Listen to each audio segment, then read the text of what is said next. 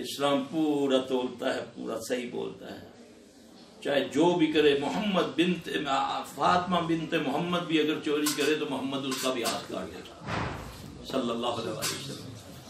تو یہاں پر دیکھو پیمانے دیکھو. ہاں جی، غریب جیلوں میں جل رہے ہیں، ان لیڈروں کی شانیں دیکھو. تم مثال دے رہا ہوں، میری کسی سیاسی جماعت سے کوئی لنک نہیں ہے. مثال دیکھیں آپ. یاد رکھنا جن قوموں میں ناانصافی ہوگی اللہ اس کو مٹا کے رکھے گا.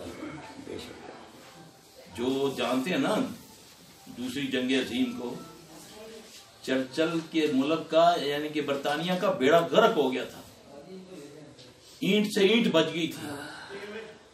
اس کے باوجود نا چرچل نے پوچھا اپنے چیف جسٹس کو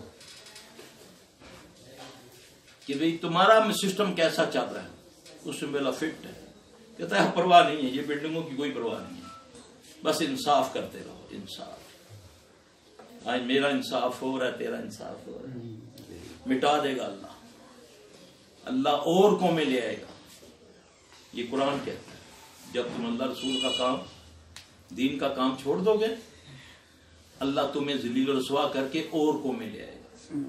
وہ نہیں ڈرتا.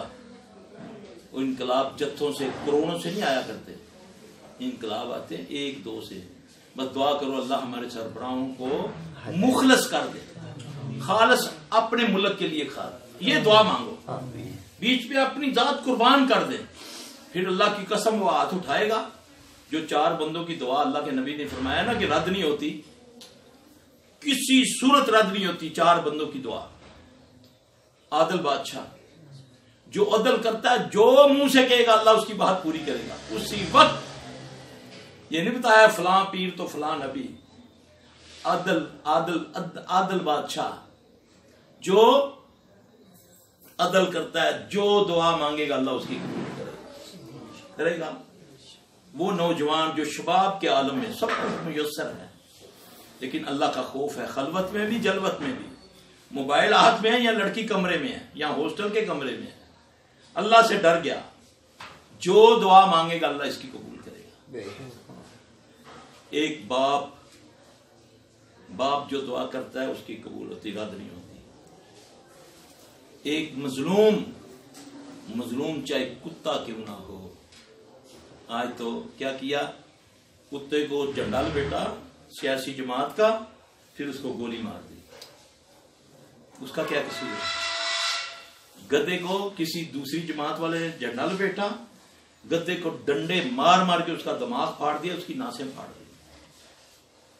یہ کیا ہے؟ یاد رکھنا نبی صلی اللہ علیہ وسلم فرمایا نیکوکاروں کی بستی، نیکوکاروں کی، بدوں کی نہیں.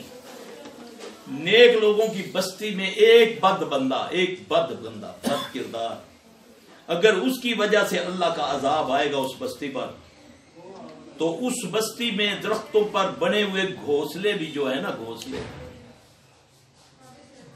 وہ بھی اس عذاب سے نہیں بچیں گے. اللہ مجھے آپ سب کو معاف فرما. اللہ سے استغفار پڑھو. انشاءاللہ یہ جو بادل آئے ہوئے نا نوبت کے، انشاءاللہ چھٹ جائیں گے، کیونکہ قرآن میں بات ہے. آج جا کر نا سورہ نوح کو ترجمے سے پڑھنا، سمجھنا بھی پڑھنا بھی. سورہ نوح کو سب گھروں میں ترجمے والا قرآن ہے نا. آج ذرا سورہ نوح کو جب 10ویں آیت پر پہنچنا، پھر میرے اللہ کا وعدہ دیکھنا، اس پر عمل کر لوں میں اور آپ، پھر دیکھو اللہ کی رحمت.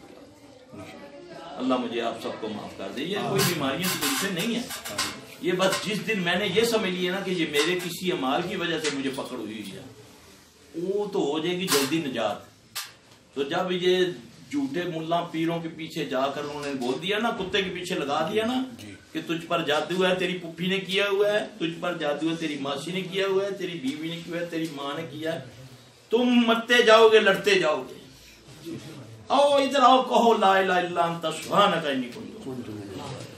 یا رسول اللہ صلی اللہ علیہ وسلم، یہ تو یونس علیہ السلام نے مصیبت میں پڑا تھا. آپ نے فرمایا قیامت تک میری امت میں جو بھی مصیبت میں اس کو پڑے گا اللہ اس کو نجات دے گا. کھلا پڑھو اس کو، کھلا. سبحانک اللہم و بحمدک اشہد ان لا الہ الا انت.